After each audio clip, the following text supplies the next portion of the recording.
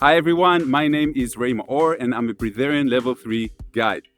In this video, I want to dive into the topic of any type of fasting and its effects on our overall consciousness, mind, and body, and why almost all spiritual enlightened people use fasting as a tool. There's also other known people like Steve Jobs, Hugh Jackman, and Terry Crews that use different types of fasting to improve their mental clarity. If you work in an office, you probably notice that people are mostly productive in the morning and mostly unproductive right after lunch. This is where they need that extra cup of coffee or a sugary dessert to help them wake up once again. So fasting doesn't mean that you're not giving your body energy. Your body has lots of energy in different ways. Your body has prana. Fasting means that you're letting your body relax and detox and retune and readjust your systems. I'm not going to go into different types of fasting. I have many other videos about that. Let's first address some common misconceptions about fasting. The first is that fasting slows down your metabolism. Short-term fasting can actually boost metabolism by increasing norepinephrine levels. The second misconception is that you're going to lose muscle mass if you fast. Actually, fasting primarily burns fat stores. And there's an increase in growth hormone, which actually elevates your muscle mass as well. The third misconception is that it's only for weight loss. No. While weight management is a benefit, fasting's impact is mostly on mental clarity and personal growth. But fasting isn't just spiritual. Science supports fasting's benefits as well. Let's dive into the biology of why an empty stomach can lead to a sharper mind. First is increased focus and mental clarity. When you fast, your body shifts from digesting food to repairing cells and producing ketones, which you've probably heard about. The chemicals that fuel the brain much more efficiently and less waste. This leads to heightened focus and cognitive functions. Number 2, boosted energy levels. Without the regular influx of glucose from meals, your body optimizes the energy usage.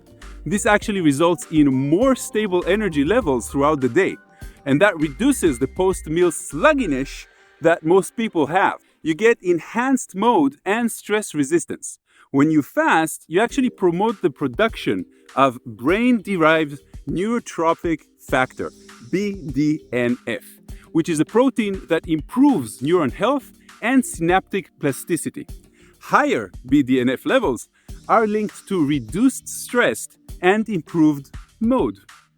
And the last is autophagy, which is the body's cleanup process. In other words, fasting initiates autophagy, where cells remove or kill damaged components, making way for new, healthier cells, boosting the immune system, and it creates benefits for the physical body, which actually creates rejuvenation and new cells in the body. So how does fasting jumpstart personal development? Number 1, I would say, is discipline and self-control. In other words, fasting requires willpower and intention. By exercising our restraint, we actually strengthen our ability to make conscious choices in other areas of life.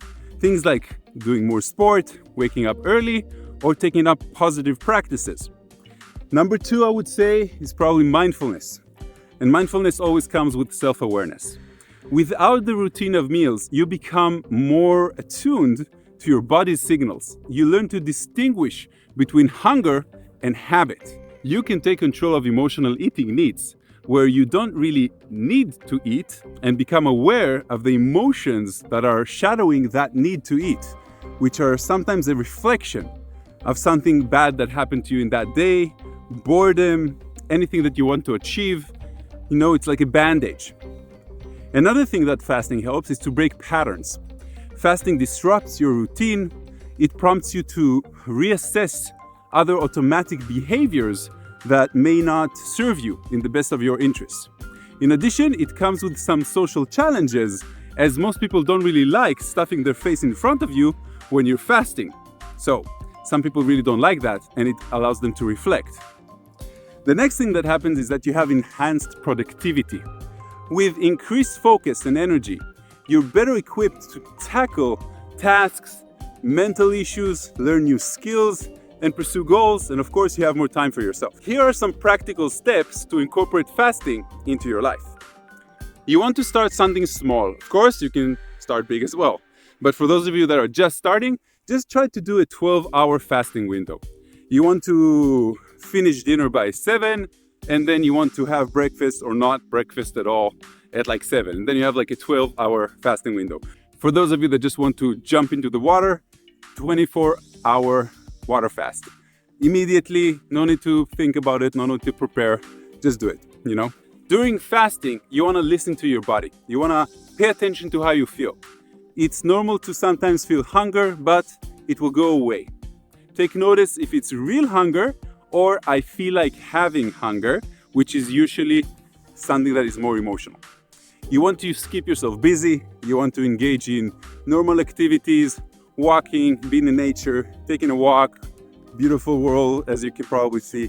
You also want to be consistent. You want to stick to a fasting routine to help your body adapt and to maximize the benefits, not just try it out. Now, fasting isn't a physical experience. It's more like an emotional journey. You feel that clarity after about 12 hours. And that's where the detox kicks in as well. Another thing to think about when you're thinking about jump-starting your personal development with fasting is that if you're facing discomfort, which is something very, very normal, you know, the happiest people in the world, they also feel negative emotions all the time. It's how you deal with them. So hunger can bring up emotions that you would usually suppress with food. Embracing this discomfort will actually lead to personal insights.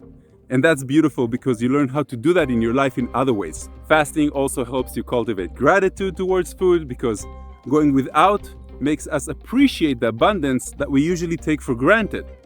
Same thing with sex. If you don't have sex for a couple of weeks, suddenly you appreciate it much more. In addition to creating gratitude, suddenly you have empathy towards all those people in Africa and children in Africa that actually don't have food. And you understand how hunger sometimes can feel, and you can relate to the problems that more than 2/3 of the world have, and you don't have living in a Western life, you know? So to summarize, in a world that's always consuming information, entertainment, food, choosing to fast is a radical act of self-care. It's also a way to pause, reflect, and reset ourselves. By embracing these type of habits and fasting, you're not just skipping a meal, you're actually making space for clarity, growth, and a deeper connection with yourself. If you've never tried fasting, and I know a lot of people that are following me have tried it, it's time to do it and try to do it once a week. Try to do it 3 days in a row, once a month. Try to live your way in a way of fasting like a breatharian does. And you're going to see the benefits within a couple of weeks. It takes some patience, it takes some intention, but eventually you understand why you did it and why you're drawn to it. So my friends, thank you very much for watching this video all the way to the end. If you like my content, please subscribe to my channel. And if you want to join a life-changing workshop that has quite a lot of fasting embedded into it, check out my content and my schedules on raymaor.com. Namaste.